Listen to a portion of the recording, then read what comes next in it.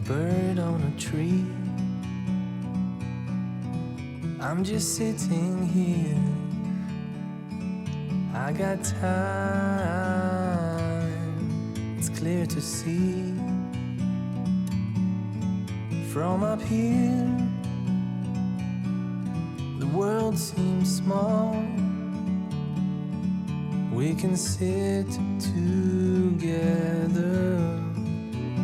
It's so beautiful, you and me.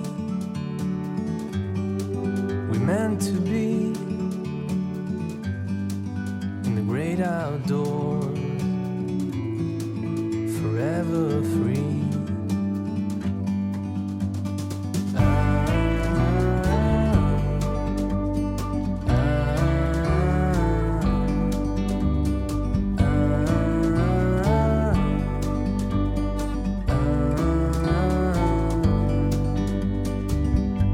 Sometimes you need to go and take a step back to see the truth around you. From a distance you can tell.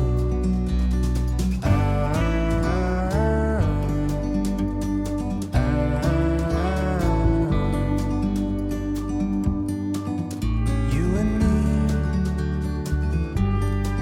were meant to be in the great outdoors,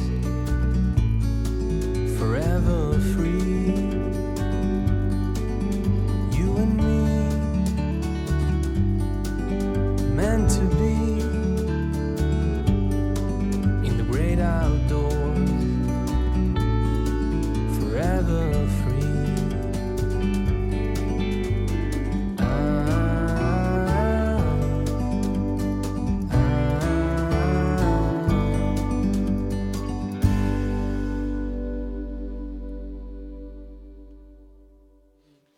이태화 교수께서 조사하신 걸 보면 그 얘기를 또 들어보고 싶거든요.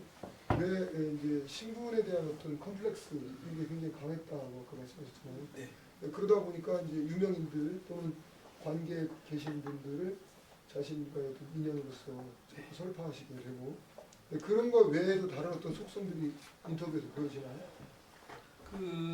아마 이거 제가 논문에다가 이동백 키워드라고 해가지고 마무리처럼 적어놓은 게 있는데, 이 사람이 살면서 이제 평생 계속 신경 썼던 그런 것들 키워드가 뭘까라고 정리를 해보니까 벼슬, 인맥, 신분 뭐 이렇게 해놨는데, 이게 왜 이렇게 제가 썼냐면은 마지막 인터뷰 기사의 마지막 제 7번째 마지막 인터뷰를 할 때는 어떤 얘기를 쓰냐면, 자기가 이제 살면서 가장 인상 깊었던 뭔가를 얘기를 하겠대요. 그러면서 가장 살면서 가장 애석했던 일은 뭐냐, 세 개를 얘기하는데, 애석했던 일은 뭐냐 하는 거는 그 영친왕일 거예요 아마. 나중에 순종이 되는 사람인가? 아무튼 확실하지 않으니까 이거는 하여튼 왕자 고종의 아들이었던 것 같은데, 그 사람 이제 세자이던 시절에 불려가서 소리를 한 적이 있어요. 동궁전에 가서 불렀겠죠. 불렀는데 소리를 듣고 마음에 들어가지고 뭐 앞으로 자네 앞으로 희망이 뭔가 이런 게 물었을 거 아니에요. 했더니 뭐라고 했겠죠. 되게 겸손하게 뭐라고 했는데, 저는 어쩌고저쩌고 하겠습니다라고 했는데, 이 사람이, 이 왕자가 사또 같은 거는 생각 없고 이렇게 얘기한 거예요. 내가 하나 한번 알아봐 줄까 이렇게 한 거죠. 근데 이 사람이 거기서 항공합니다 이렇게 했으면 되는데 그러지 않잖아요. 저는 소리나 예술이나 열심히 하겠다 이렇게 얘기를 하고 나왔는데, 그 나오는 순간부터 그게 그렇게 후회가 됐다는 거예요.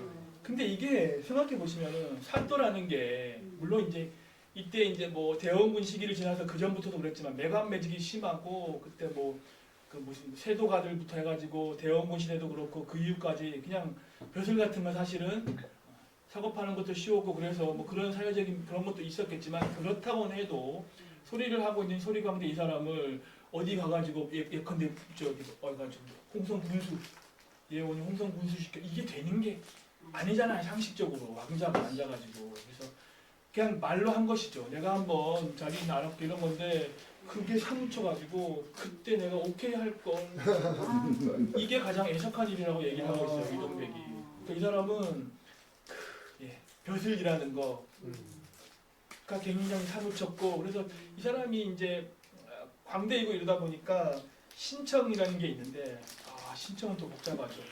광대들이 모여 있는 조합 같은 거예요. 옛날 광대나 무당들이 있는 조합 같은 건데 거기도 이제 사무직으로 일하는 사람이 있어야겠죠. 거기서 뭐 하나 배지 달고 일하는 점 잠깐 있긴 있어요. 그것만 봐도 이 사람이 무당 집안이죠. 근데 그것부터 해가지고 통정대보까지 쭉 해가지고 난 이렇게 쭉 벼슬했다고 나중에 얘기를 해요. 나 어렸을 때는 이런 벼슬했고 이런 벼슬했고 나중에는 통정대보까지 왔잖아. 이런 식으로 하거든요. 근데 실무로 이렇게 정말 실무로 양반들처럼 벼슬하고 이런 적은 없죠. 그러다 보니까 이런 거에 이렇게 사무처하면서 오해도 하고 그러는 거죠. 그래서 계속 그렇게 살았던 것 같고 또 한 가지 키워드를 얘기하자면 이것도 비슷한 건데 가장 기억에 남는 일 중에서 두 번째는 뭐냐면 한 번은 이제 지금으로 치면 이제 광화문 앞이겠죠. 광화문 앞인가 그쪽에 큰 대로에 가장행렬로 지나가는 게 있었대요. 하는데 그날 자기가 황해도 관찰사 역할이었나 그런 거예요. 황해도 관찰사로 이렇게 분장을 하고 이렇게 행렬 지나가는 그거였대요. 딱 가만히 딱 앉아서 갈 거 아니에요. 가만 가고 쭉 가는데 이 나의 이런 모습을 보니까 눈물이 막 나더래요. 나는 왜 광대로 태어나가지고 이런 걸 못 해보나 그러면서 그게 가장 슬펐던 자기에게는 가장 슬픈 일이라고 인터뷰를 하고 있어요. 생각해 보시면은 아까 그것도 그렇고 이것도 그렇고 야 인생 80 이때 인터뷰할 때가 아마 60, 70대였을 텐데 인생 70, 80 살면서 가장 슬펐던 일이 뭔가요? 라고 물었을 때 보통 이런 걸 얘기하나요? 약간 그렇죠. 이런 거 하지 않죠. 했고 또 한 가지 가장 결정적인 거는 세 번째 얘기는 뭐냐면 그러니까 관객을 가장 감동시켰던 공연이 뭔지를 얘기해요. 내가 했던 수많은 공연 중에 관객을 가장 감동시켰던 공연이 뭔지 얘기하는 그게 뭐냐면 이름은 제가 여기 써놨는데 뭔지는 지금 기억이 안 나는데 그러니까 그 은행 금융 계열의 뭐 어떤 잘 나가는 큰 손이었어요. 이분도. 그리고 나중에 이제 군인도 하고 막 그랬는데 이 사람이 그러니까 경성 시내에 있는 은행 관계자 고위직자 중 이런 사람들 한 50명을 모아놓고 회식을 하는 자리가 있었는데 여기 이동백을 부르는 거예요. 근데 아까도 드렸지만 인맥을 중시하잖아요. 거기 불러간 게 중요하지. 가가지고 소리를 딱 했는데 50명이 싹 다 울어버렸다는 거예요. 그래가지고 내가 가장 관객들을 감동시킨 공연으로 이걸 꼽는 거예요. 이것도 그리고 그걸 알고는 이야기 내용이 없어요. 그냥 앞뒤로 뭐 무슨 내용으로 올렸고 이런 게 없어요. 그냥. 그러니까 이 사람은 내가 진짜 난다긴다 하는 경성에서 돈 만지는 사람 난다긴다 하는 사람들 50명 쫙 모아놓고 한 방에 물려버렸잖아. 라고 얘기하면 우아하시면 안 돼요. 당신 죄송합니다. 당신 인생에서 가장 좋았던 공연이 뭐라고 물었을 때 보통 광대 같으면 그런 식으로 얘기를 하겠냐는 거죠. 지금도 가수들은 그렇게 말해요. 그런 가수들이 있어요? 그렇게 말하고 네. 실제로 정한훈님도 막 얘기하다 보면 청와대에서 누구 어디 가서 그렇다. 그거 다 얘기해요. 그러고 지금 얘기 좀 그래야 자기 몸값이 또 올라가. 자기들이 내가 청와대에 가서 누가 대통령이 불러줘서 나 청와대 가서 공연했는데 뭐 했다. 지금 우리 선생님들도 그런 얘기 우리 둘러앉으면 자주 해요. 그러니까 그거는 예술가이기 때문에 생각하니까 진짜 저는 너무 순박하게 생각한 것이 국창이고 천하 제일 가는 명창이고 이런데 신문 기자랑 인터뷰할 때에는 그것보다는 약간 좀 드라마틱하고 뭔가 아티스틱하고 이런 걸 다 얘기하면 좋았을 텐데 그래봐야 배우니까. 그러니까요. 그런 면들이 좀 있었는데 선생님 말씀 듣고 나도 그럴 것 같은데 나중에는. 그럼 박성원 원장님은 지금 이제 예술 인생을 한 40년 좀 됐죠. 가장 감격스러웠던 본인의 공연은 어떤 거예요? 잘해. 없었던 것 같아요. 없었던 것 같아요. 얘기 잘해. 아직 없어요? 네. 준비를 안 하면 이렇게 재단이 안 나오는 수요. 진짜로. 아니 이건 정말로 솔직하게 순진하게 말씀드려서 없었던 것 같고 지금 서영석 교수님 말씀처럼 이 당시에 이동백은 연예인이었잖아요. 그러니까 연예인들은 당연히 자기의 집과 자신의 또 몸값을 올리는 것은 유명한 무대에 쓴 거잖아요. 그러니까 유명한 무대는 당시에는 유명인들이 초대해서 가는 것이 유명한 무대니까 그렇게 당연히 뭐랄까요 이렇게 자기를 과시하려고 얘기했을 것 같아요. 근데 그 부분은 좀 괜찮은데 저는 느끼기에. 근데 이제 이분이 그 앞에 그 자기 신분과 관련되어서 자꾸 이렇게 벼슬에 대한 어떤 과시 그거는 조금 그 나이 되셔서 계속 그렇게 얘기한다는 게 뼈에 사무치게 어떤 광대 천출 이거에 대한 그죠 있죠. 그게 있지 않았나. 그러다 보니까 처음으로 돌아가서 이제 뭐 자꾸 집안 출생한 내력이나 부모님이나 그런 가게를 얘기를 굳이 자꾸 끌어내면서 이렇게 인터뷰가 버전이 올라갈수록 그런 얘기를 자꾸 줄이는 걸 보면은 얘기하기 싫은 거죠. 싫죠. 그거에 관련돼서 우리 최 교수님 최근에 지금 많이 연구하고 계신데 그 판소리가 이제 발생했을 때부터 누가 집안 사람들, 부속 집안 사람들이 주체로서 행위를 했을까 이런 의문들을 누구나 한 번씩 하고잖아요. 그 부분에 대한 의견을 한번 주시면 좋겠어요. 현 단계에서 초기 판소리, 그러니까 결성에서 최선달 명창이 판소리의 명창으로 처음 불려졌을 때 그 당시에는 이제 판소리라는 게 없었을 거 아닙니까? 정확히 지금 같은 판소리가 아니고 당시에 음악 중에 성악을 했던 계층이 기생이나 가객이어요. 또 기생들은 이제 관기를 중에 예기가 예술을 하는 기생이 이제 별도로 있는 것이고 가객 같은 경우는 중인이나 아니면 이제 몰락 양반들 중에서도 가객이 있었지만 이 가객이 점점점 그 신분이 내려가는 거예요. 중인에서 서민으로 또 이렇게 김성옥 같은 사람도 다 정가했을 거라는 거예요. 그러니까 그래서 광대들한테까지 이 가객들이 했던 정가적인 그 양반들을 위한 그 성악을 이제 그 소립광대들도 할 수 있는 때가 점점 오게 된 것 같은데 그 소립광대들이 처음에는 그 신광수 시만 봐도 광대 원창이 한삼자락을 날리며 이런 말이 있어요. 그 도화선을 썼다. 그거는 딱 그 문희연을 할 때의 복장이거든요. 문희연 그 316과 김홍도 그림 보시면 그 앞에 차구광대가 가는데 한삼을 이렇게 그 탈춤추는 그 한삼을 하고 위에다가 그 페랭이에다가 이제 그 깃을 꽂고 이렇게 하고 춤을 추면서 가요. 근데 제가 생각할 때 이 애초에 원창이 불렀을 때의 그때의 판소리는 이렇게 한삼자 이런 복장이 이렇게 양반 의관 같은 복장이 아니고 한삼자락을 가지고 춤을 추면서 소리를 했던 타령류 그러니까 지금으로 얘기하면 약간 작가와 관련된 그런 식의 노래였을 것이다 이렇게 보는데 최선달 명창이 태어나는 순간 이제 판소리가 격조가 올라간 것이죠. 이 사람이 이제 그런 그 타령류의 노래들을 조금 더 예술적으로 가다듬고 양반들이 그 좋아할 만한 정가풍의 소리로 다듬고 또 본인이 그런 걸로 명창이 돼서 어전에 가서 소리를 했기 때문에 복장도 갓에다가 도포를 입는 그 양반의 그 차림으로 시작을 하게 됐다고 저는 생각해요. 그래서 이 의관이 바뀌어지는 이 순간, 그러니까 그 판소리꾼이 도포에 갓을 쓰는 복장으로 형식이 갖추어진 그때가 판소리가 우리가 생겨났을 때다 이렇게 생각을 한단 말이에요. 그러니까 이때는 지금처럼 막 천민, 뭐 무당, 뭐 이런 광대제인이 한 게 아니라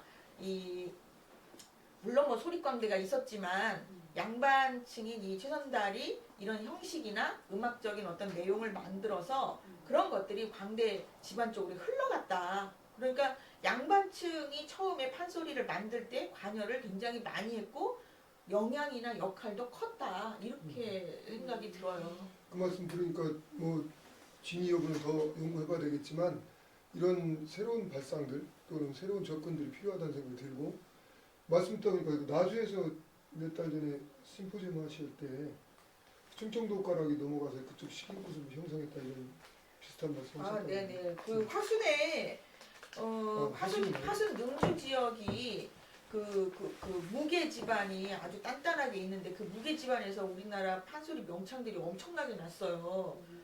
그래서 그 집안을 조사를 이제 해보니까 원래 이제 나주 쪽에 있었던 신청에서 이렇게 또 명창들이 많이 있었고 그랬다고 해요. 그런데 처음 그 화순 능주에 처음 그 세습무의 가게가 생긴 게 그 무당하고 충청도 양반이 결혼을 해서 그 무녀에게 상서를 써준 거예요. 무당하고 충청도 양반? 예. 남자는 충청도 양반? 예. 결혼이 돼요? 근데 이제 본인 본인이 뭐 경도 조금 읽을 줄 알고 하니까 아, 그 양반도 온전한 양반이 아니고. 그렇죠. 그러니까 이게 약간 몰랑 양반이겠지. 그렇지. 그러니까 이 양반이 어떻게 하다가 이제 무녀랑 눈이 맞아서 그렇죠. 결혼을 하게 돼서 화순의 자리를 잡고 아하. 거기서 사설을 써준 거야. 그 무녀가 읽을 사설을요. 오. 그래서 그 지역에 사설이 아주 발달이 돼 있고 그때부터 세습무가 그 사설을 바탕으로 세습무 가게가 이제 생겨났다. 이런 주장을 그때 김준태 교수님이 하신 거죠. 이제 그것이 저는 굉장히 일리 있다고 봐요. 왜냐면 광주 지역에서 창극이 생긴 것도 그 1900년 이후지 그 이전에는 그 판소리 관련해서 대단히 활약한 사람이 광주 지역에 없었던 거예요. 그러니까 화순, 광주, 뭐 담양 이쪽이 그 판소리 명창들이 많이 난 거는 다 20세기 들어서 거의. 1900년대. 네, 그 이전에는 소리꾼 활동한 사람이 없어요. 그러니까 이런 것만 봐도 사실은 이 서울, 경기, 충청 지역에서 이런 그 소리라든지 아니면 양반들의 사설이라든지 이런 것들이 영향을 미치면 아래로 내려갔다 이렇게 볼 수 있죠. 참 재밌네요. 그 이제 이런 논의들이 좀 더 쌓이고 연구가 더 쌓여서 좀 실체가 더 드러났으면 좋겠습니다. 오늘 우리 이태하 교수님하고 이동백 선생의 그 인터뷰 조선일보에 있었던 이동백 일대기에 쓰여져 있는 것을 좀 하나씩 하나씩 들여다봤는데 어떻게 재밌으셨어요? 네. 너무 좋아요. 너무 좋겠네요. 이태하 교수님이 그 연구하시면서 분석하시면서 가장 인상적인 것은 어떤 거였나요? 가장 인상적인 그거요. 이동백에 대해서 가장 인상적인 부분이 어떤 거였어요? 이동백이 이 관련된 이 논문을 다 쓰고 난 다음에 생각을 해봤어요. 이거를 내가 어떻게 받아들일까 생각했는데 가만 생각하니까 아까 근데 선생님 말씀이랑도 통하는 건데 생각해보면 주변에 참 많은 어떤 스타일의 인물인 거죠. 요즘 젊은이들이 MBTI로 사람을 분류하잖아요. 이런 이동백류의 인물들 사실 주변에 굉장히 많아요. 이동백처럼 이렇게 확 잘나서 못하는 것이지 기회만 있으면 자잘하게 자기 캐릭터를 드러내려고 하는 분들 되게 많거든요. 그래서 그럴 수 있다고 이해를 하기 시작하니까 내가 저 입장이고 저런 재주였고 저 상황이었으면 저렇게 살았을 가능성이 매우 높겠다는 생각이 들었거든요. 그래서 뭐 이해하게 됐는데 문제는 한 가지 이제 그러면서도 한 가지 짚고 넘어가야 할 거는 이렇게 세월이 쌓이면서 이렇게 약간 각색 아닌 각색이 되어버린 이동백이라는 대명창의 일생 이런 것들이 어느 순간부터 딱 각색이 제일 잘된 최종판을 보고 지금 학교를 다니고 있는 대학생들, 대학원생들 이런 친구들이 논문을 쓰면서 그대로 갖다 써요. 그래서 이 사람은 서당에서 6년간 공부를 했고 김정문에게 6개월 배웠고 김세종에게 들어가고 춘향가를 뗐고 그 뒤에 독공을 몇 년을 했고 해가지고 쭉쭉쭉 나오거든요. 그래서 이렇게 굳어버리는데 이건 좀 바로 잡아야겠다. 그러니까 그래서 대중들에게 얘기할 때는 이건 야사입니다, 전설입니다 이런 것들은 구분해서 얘기를 하고 학문적으로 갈 때는 그걸 계속 잡아주는 게 필요한데 이게 비단 소리꾼만 그런 게 아니고 예술가들 유명한 예술가 주변에 그런 게 다 있어요. 진짜 너무너무 많거든요. 이거를 좀 구분을 하면서 잘 정리해야 되겠는데 어떻게 해야 될지 모르겠다는 생각으로 지쳐 잠이 들었던 게 그게 인상적이었어요? 책임감 같은 게 든다는 거죠. 재미난 건 재미나게 전달을 해야 되고 사람들에게 확실한 역사적으로 확실한 건 확실하게 정리를 해야지 그 다음으로 그 문화가 이어지는 거잖아요. 그렇지 않으면은 와 이게 전설적인 이걸 흉내내면은 되는 거야 이런 식으로 생각하게 되면 안 되는 거잖아요. 그래서 아까 이동백을 방창하고 이런 것도 중요한데 아무리 잘 못하겠어요. 해주세요 선생님. 아니 뭐 어느 명창이나 사실은 명창으로 이름이 나면 드라마틱한 여러 사건들이 전설처럼 내려가잖아요. 근데 이제 연구자들이 할 일은 그거는 그거고 사실은 사실대로 잘 규명해서 또 기초 연구 자료를 제공하는 거 그 바탕 위에서 뭔가가 세워져야 허상이 아니다 이렇게 볼 수 있을 것 같아요. 네, 그러한 연구를 해주셔서 감사합니다. 네, 박수 한번 드릴까요? 사실 저도 이동백 소리 한다고 이렇게 하지만 이런 기사들 이걸 무비판적으로 그냥 수용했었거든요. 그래서 여러 가지 이야기가 있으니까 출생도 그렇고 뭐 경험에 대한 경력에 대한 얘기도 뭐 여러 가지 버전이 있으니까 그걸 그냥 내 편한 대로 그때 받아들여서 그때 다시 또 이야기하게 되고 그러더라고요. 게다가 이태학 교수 이 책을 보고 이 논문을 보고 다른 또 생각을 하게 됐어요. 그래서 많은 부분들이 더 검증되고 확인될 필요가 있다 이렇게 생각을 했고요. 그 이동백이 왜 이렇게 중요하냐 하면 중고체 명창이라서 중요한 것도 중요하지만 근대기에 있어서 우리 음악의 그 핵심인 판소리가 한번 확 부흥했다는 이렇게 생각하는데 어쨌든 그때 한번 꽃이 피어졌던 일제강점기 그 이후로 이게 전설의 고향이 돼서는 안 되겠다 이런 생각이 들었습니다. 이동백 선생이 아까 우리가 소리를 이별가만 들어보면 저는 이렇게 표현하거든요. 직성이 강하거다. 직성이 강한 사람이구나. 그래서 저 소리 속에서 진력을 다해서 자신의 직성을 표현하는 그런 것이 느껴지거든요. 근데 그런 것을 느끼면서 이 논문을 또 오늘 이야기를 나눠보면 벼슬에 대한 갈망 또 신분에 대한 어떤 뛰어넘고자 하는 그런 욕망 이런 것들이 내면에는 자신의 직성과 직결되어 있구나. 그래서 뭐랄까요. 어떤 사람들은 이런 성격, 이런 기질이 혁명가로 사회적인 어떤 활동을 했다면 정치를 했다면 혁명가처럼 이렇게 그런 기질로 발휘될 수도 있었겠다. 이 사람은 이동백은 소리를 통해서 자신의 그 직성이 강하게 드러나는데 그 근저에는 바탕에는 자신의 그 신분적인 문제 또 그 뛰어넘고자 하는 욕망 이런 것들이 강하게 작용해서 그런 치열한 소리를 하지 않았나 이런 생각도 해보게 됩니다. 이렇게 되더라고요. 제가 이제 수리계 이렇게 몸담고 있으면서 많은 실기인들을 같이 마주하잖아요. 그리고 이제 연세 드신 분들부터 지금 삐약삐약하는 학생들까지 이렇게 접해 보면 자신의 내면에 아주 절절한 갈망이 없는 그래서 듣고 보면 냉소롱한 그냥 잘하고 좋은데 별로 이렇게 남지 않는 가슴에 이렇게 꽂히지 않는 그런 목소리들이 그런 소리들이 가끔 있어요. 근데 어떤 사람은 어린데도 불구하고 그 소리가 굉장히 울림이 큰 소리들이 있거든요. 그것은 뭘까 이런 생각을 해본 적이 있어요. 오늘 제3 이동백에 대한 얘기를 하면서 이동백이 이렇게 살아오면서 자기 스스로 느끼는가 자기 스스로 느끼면서 자기의 음악을 또 목소리로 끄집어낼 때 어떤 심정이었을까 이런 생각을 해보니까 좀 짐작이 가는 부분이 생깁니다. 여러분 혹시 이태학 교수님이나 최혜진 교수님께 관련해서 질문 또는 의문 드는 거 있으면 말씀해 주십시오. 아까 그 일부에서 설명 중에 그 이동백의 그때 굉장히 인기가 좋았는데 네. 그런데 이제 그 서양 음악 그 사람들이 왜 요새 성만각 소리가 좋은데 연배는 비슷하잖아요. 그 소리가 좋은데 왜 그러면 이동백이 대중들한테 인기가 좋았다는 것과 네. 성만갑 소리가 또 좋았다는 건 어떤 의미죠? 그거는? 그러니까 그 음악가들이 짧게 그냥 대화하면서 잠깐 이름을 올린 거라 가지고 긴 얘기는 없는데, 그러니까 송만갑 소리가 좀 더 정통성 있는 소리라고 느낀 것 같아요. 그 서양 음악 하시는 분들도. 이동백 물론 소리야 이제 그만한 명창이면은 나름대로 다 자기의 어떤 줄기가 있을 것이지만은 이동백은 워낙 버라이어티하게 대중을 앞에서 많이 놀았기 때문에 그렇게 약간 비교해서 본 것 같아요. 그러면 송만갑은 가게가 있는 거 그것도 그러니까 음악으로 알만한 사람들 사이에서는 그런 식으로 인식이 되고 있지 않았을까 싶어요.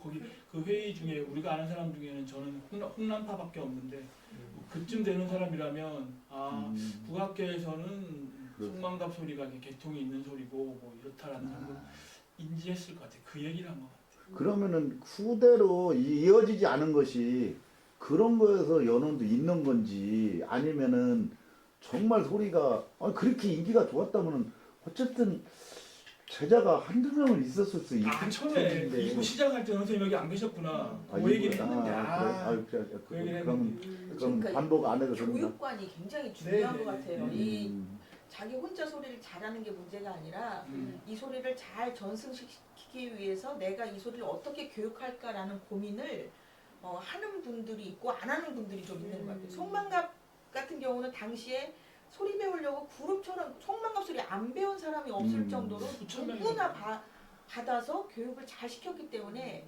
지금도 아마 송만갑은 판소리 교육자로서의 역할을 더 크게 하는 그런 분인 것 같고 보성소리도 마찬가지잖아요. 보성소리도 그렇죠. 정은미 선생 소리가 그 밖으로는 알려지지 않았지만 전국에 있는 소리꾼들이 다 그한테 배우러 보성으로 달려갈 만큼 성실하게 가르쳐 주니까. 네네 교육자로서의 역할을 아주 잘 하셨기 때문에 지금 이렇게 보성소리가 현대판 소리를 장악하고 있을 만큼 대중적인 뭐라고 해야 되죠? 대표적인 판소리 우파가 된 거죠.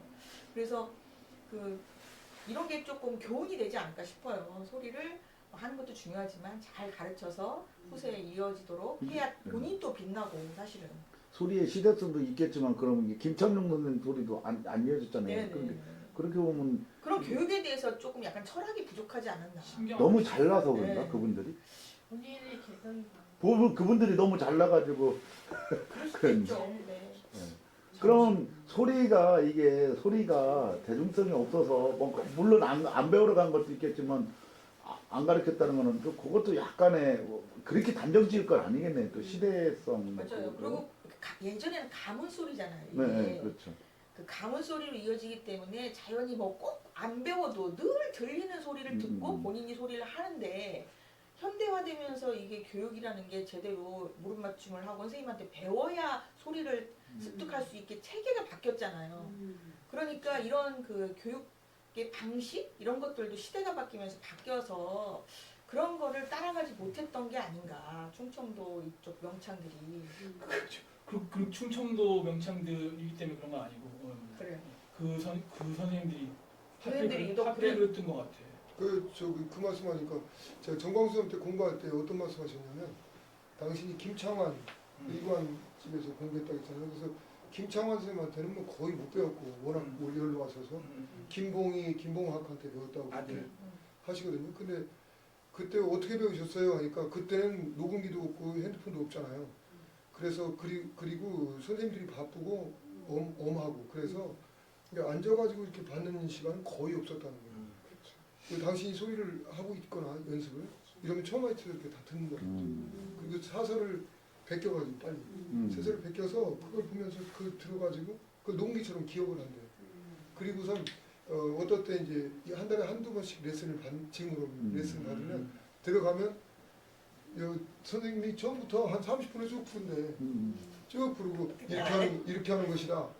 이렇게 갖고 와라. 그죠. 그러면 그거 막 너무 하시네. 너무 하고서 하시네. 돌아와서 그걸 막 외워가지고 다음에 이제 한 달 후쯤 그 옛날 분들은 천재 불렀다는 거예요. 소리. 그러면 선생님이 그때 지도를 해줬다는 거예요. 그건 이렇게 하면 안 되고 그건 이렇게 해라. 그렇게 하면 됐다. 이런 식으로.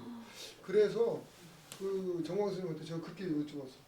아니 그 처음부터 듣고 그 가수 한 30분 하는 거 듣고서 어떻게 외워요? 그랬더니 우리는 한번 들으면 그대로 기억이 돼요.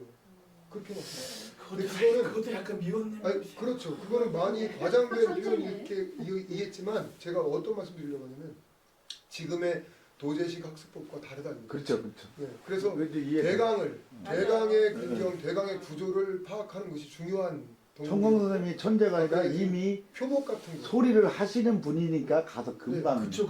그렇게 하는 것이고 그렇게 했다고 그래요. 그래서 여기 이동백도 김정근도 그렇고 김세종도 그렇고 만약에 교육을 받았다면은 그런 식이었죠. 네. 자기 가문 소리가 이미 있어요. 그렇죠. 그래서 일정 정도 그 나주 김창완 집안하고 저기 정광 선생님 집이 가깝거든요. 공산면으로. 그래서 늘 왔다 갔다 하는데 아마 친인척 관계였던 것 같아요. 네네네. 다시 지금. 그래가지고 그 가문 소리라는 말씀이 맞고 그 지역에서는 나와버린 거죠. 그래서 그거에서 익숙하게 했을 건데 하여간 지금과는 다른 그런 그렇죠. 습득 방법이었기 때문에 우리가 너무 이렇게 사진 찍은 것처럼 똑같아야 같은 것이 아니라 대강이 같으면 그쪽으로 이렇게 분류를 해요. 그래서 심지어는 정광 선생님은 자신이 많이 바꿔서 부른다 이런 또 비평들을 하셨어요 중간에. 근데 그것도 좀 어리석은 말이죠 사실. 예술이라는 것이 이제 배우면서 자기화되는 과정들이 필요하기 때문에. 근데 이게 문화재 제도가 생기고 경연대회가 생기면서 스승과 똑같이 했느냐 안 했느냐 이걸 굉장히 중요한 덕목으로 보니까 기준으로 보니까 지금 판소리가 고착되는 측면이 있습니다. 어쨌든 오늘 이동백에 대해서 이렇게 살펴보면서 여러 가지 생각을 하게 됐습니다. 혹시 끝으로 같이 나누고 싶은 말씀 있으시면 한 말씀 해주십시오. 오 선생님? 저는 창이라는 것이 옛날에 지금은 노래지만 창이라는 것은 한두 있는 거잖아요. 그러면은 제가 여쭤보고 싶은 거는 박사님한테 양반들이 더 잘했을까요? 아니면 서민들이 왜냐하면 아픔을 많이 겪은 사람이 한 소리도 자기의 네네. 그 뭐라고 해야 되나 표현력이 좀 있다고 저는 보거든요. 그러면 서민들이 더 그냥 반농사하고 뭐 할 때 흥얼흥얼 거렸던 그런 것들이 그냥 이렇게 노래 이렇게 지금 이런 일상적으로 우리한테 와 닿는 거 아닌가 하는 생각이 들어요. 이거는 정말로 1000가지 답변이 나올 수 있는 건데 선생님 지금 말씀하신 것 들으면 제가 무슨 생각이 들었냐면 예전에 94년도인가 5년도인가 이제 서편제 영화 있었잖아요. 네. 서편제가 이런 선생님 같은 분들 많이 만들어냈어요. 고생을 하고 뭐 고생을 시키고 어떻게 하고 하면 한이 쌓여가지고 예술이 나온다라고 생각하게 되잖아요. 지금 말씀하신 것도 약간 그런 것 같아요. 생활이나 이런 것들이 반영되어서 한과 같은 어떤 표현력이 더 나오고 안 나오고 차이가 있지 않나 그러는데 저는 그런 건 하등 상관이 없다고 생각해요. 개인 차이도 있는 것이고 음악적인 기량 차이가 있는 것이지 서민들의 음악이기 때문에 뭐 한이 더 들어가 있고 그 다른 층이기 때문에 안 들어가 있고 이런 차이는 근본적으로는 없다고 생각해요. 거기 잠깐 한 말씀 네네네. 드리면은 저는 이제 대학에서 민요반을 했었는데 민요반을 하면서 지역 민요라든가 토속 민요나 배우면은 그 속에는 굉장히 한스러움이 많이 있는 노래들이 있어요. 그거는 실제 노동이 힘들고 자기 생활이 막 애절하니까 막 그거를 한탄하는 노래들이 있는데 그거는 그냥 생활 노래, 자연적인 노래인데 지금 우리가 뭐 백지영의 총맞은 뭐 그런 것처럼 굉장히 개면적인 거를 좋아하는 것처럼 느끼지만 그건 실생활에 된 거고 가객들이 하는 거는 즐거운 거를 해야 사실은 어디 가든지 돈을 받는 것들은 유기적으로 하지 않았을까. 지금이랑 조금 다른 것 같아요. 지금 아까 박사님 얘기하신 거랑 뭐 대동소이한데 너무 철학적인 근데 의문이셔가지고 그거 사실 답이 없는 거 박사님 되게 개방적이신 것 같아요. 굉장히 기본적입니다. 개인적인 이야기를 절단하시고 타고난다는 말 있잖아요. 타고난다는 말. 이동백은 타고난 사람이죠. 확실히 가장 그래서 이런 타고난 천재라고 불리는 사람이 더군다나 80세가 넘도록 오래 장수하셨고 그리고 돌아가실 때까지도 그 전 해까지만 해도 은퇴 공연을 비롯해서 종종 방송국 나가시면서 현역으로서 활동을 하셨기 때문에 그 인기로서는 참 누구 부럽지 않게 굉장한 스타였습니다. 그런 스타가 전라도도 아니고 경기도도 아니고 충청도 사람이었다는 것이 또 자긍심이 드는 중국자 아카데미입니다. 네, 오늘 이렇게 귀한 시간에 재미있는 이야기 해주시고 또 연구하셔가지고 분석한 이 일대기, 이동백 일대기를 자상하게 말씀해 주신 이태학 교수님 감사합니다. 여러 가지 좋은 말씀해 주신 최혜진 교수님 감사합니다. 오늘 했었습니다. 이걸로 오늘 10월달 중고차 아카데미를 마치겠습니다. 감사합니다.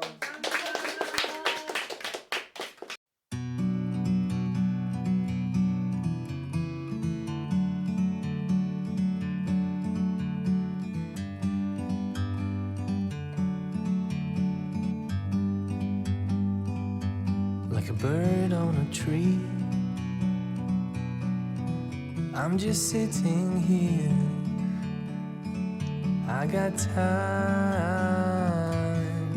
it's clear to see. From up here, the world seems small. We can sit together. It's so beautiful, you and me. We meant to be in the great outdoors, forever free.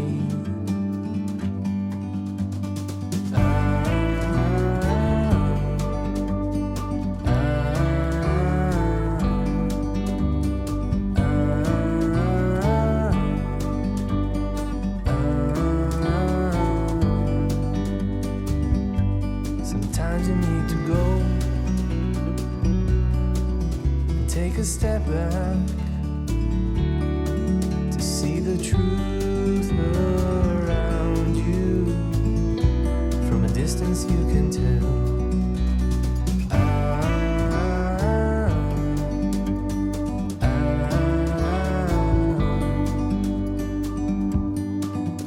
You and me were meant to be.